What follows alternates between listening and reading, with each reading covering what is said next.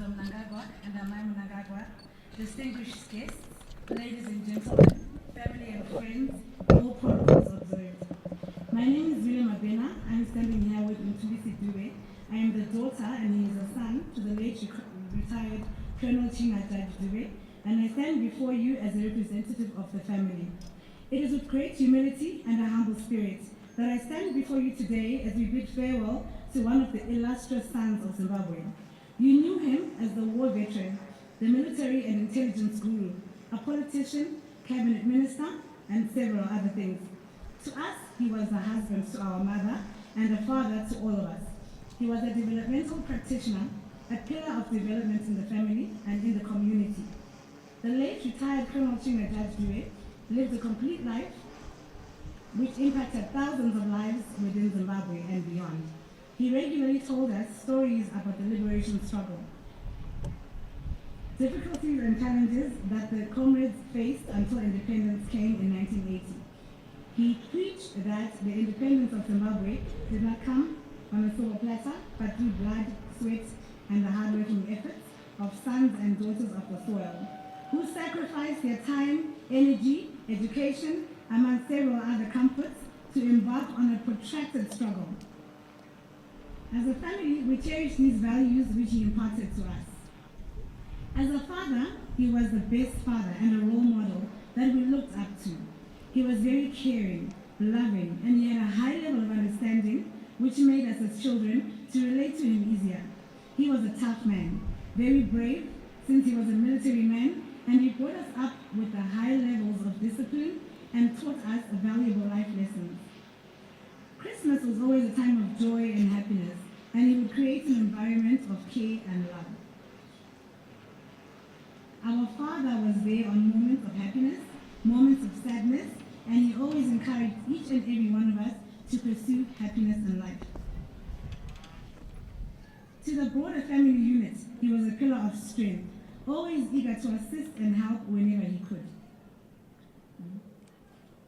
To our mother, he was a loving husband. We also would like to thank and appreciate our mother, Umama Umaposa, for her dedication and support to our father throughout his journey.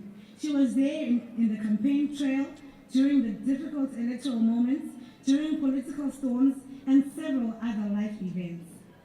In the communities, he was a role model and a development practitioner. He was a strong promoter of the arts, and several music artists and groups benefited from his charity activities. Orphans and vulnerable children got assistance through school fees payments, and he was a heavy benefactor of the Highlanders Football Club. It. For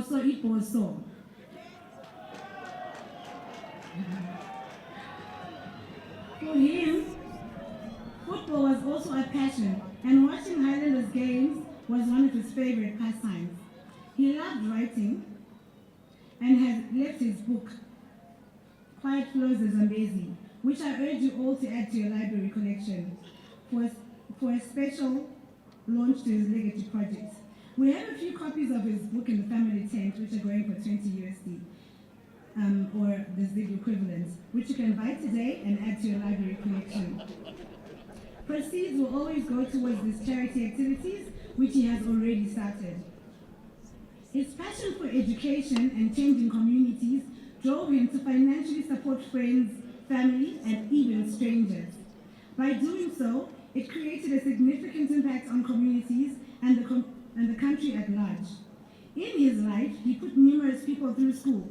He was a generous person and always gave more than was expected.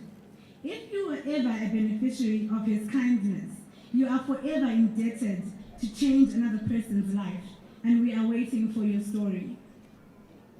In Makokoba constituency, where he spent most of his political activities, he established several development projects which stand right up to this day. This is testament of his heart for community development, including homes for the elderly, which he regularly visited. We thank the church, relatives, and all those who have been with us throughout the entire week. The Minister of State for Bulawayo Province, Comrade Judith Dube, and your team, we appreciate you. To the doctors and medical teams that worked tirelessly, we also thank you for the great work, efforts, and support. Today, we honor and celebrate his life, which touched the hearts of everyone, young and old, whom he came into contact with through his kindness, honor, and unwavering dedication to humanity. We also learned the value of patriotism and national building. At any time and anywhere, the late Comrade Dube always put patriotism first. This was a value he regarded in high esteem, and it was one of the pillars of his legacy. We also learned that development is key for national growth. He pushed for economic progress with a particular emphasis on war veterans and their dependents. We're going to continue his legacy and cherish all the achievements he made. Lastly, we would like to express our deepest thanks to the President of the Republic of Zimbabwe and Commander-in-Chief of the Zimbabwe Defense Forces, Comrade Dr. Emerson Mnangagwa. The Minister of Defense and ZANU-PF National Chairman, Comrade Gopa Muchimburi Kashiri, visited our residence in Bulawayo to deliver the President's message. We are humbled and overjoyed that the state recognized our father's contributions to the country through the declaration of the national hero status. Siyabonga.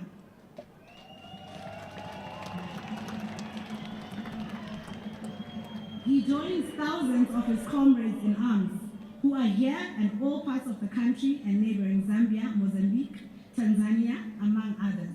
Thank you, Your Excellency, for this great honor that you have bestowed upon our family. We also appreciate the great work done by the Minister of Defense, Zimbabwe Defense Forces, Ministry of Home Affairs, and the entire government machinery. Without this bereavement process, we also thank the comrades he was with in the liberation struggle and everyone who worked throughout his entire political work career. As a family, we feel blessed to have shared a life with a man who was strong-willed, supportive, and always ready to fight our battles.